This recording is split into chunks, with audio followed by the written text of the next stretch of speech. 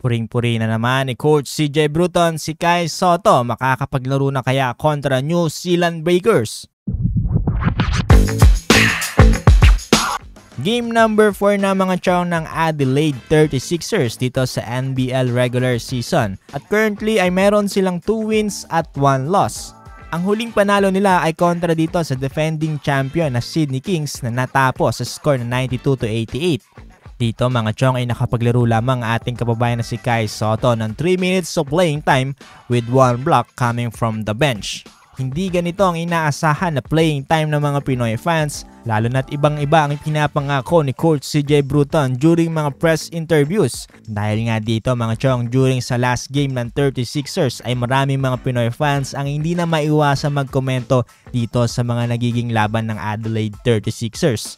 Ayun pa nga mismo sa ating chong na si Jandel De Leon, ang agent ni Kai gawa na kayo ng paraan to remove Kai in Adelaide and go another team. Ayon naman kay Ricardo Brillantes, ang goal nga daw ngayon ng Adelaide 36ers is to win the game and not give more playing time to Kai, especially if the score is very close.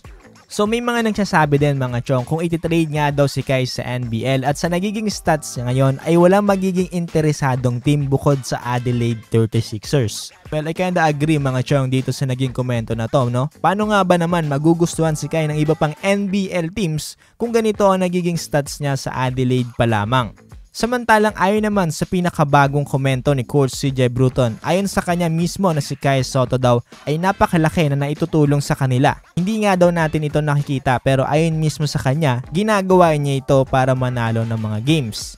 At mismong kay Coach CJ Bruton na nanggaling na hopefully daw na si Kai ay makapaglaro pa ng more minutes compare sa nalaro niya last season.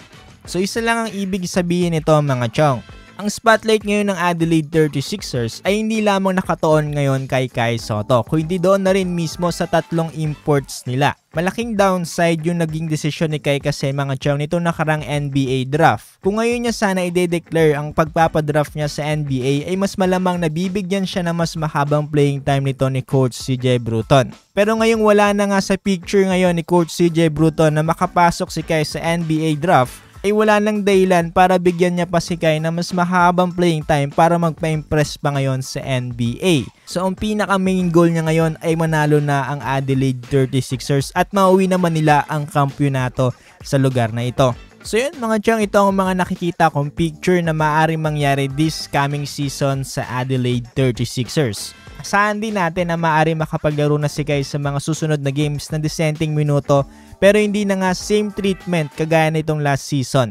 So abangan natin ang laban bukas ng Adelaide kontra New Zealand Breakers bukas ng 4:30 PM. At kung kayo ang tatanungin mga chong, agree ba kayo sa ginagawang playing time ni Coach CJ Bruton ngayon para kay Kai Sotto? Komento lamang inyo palagay. See you on the next one.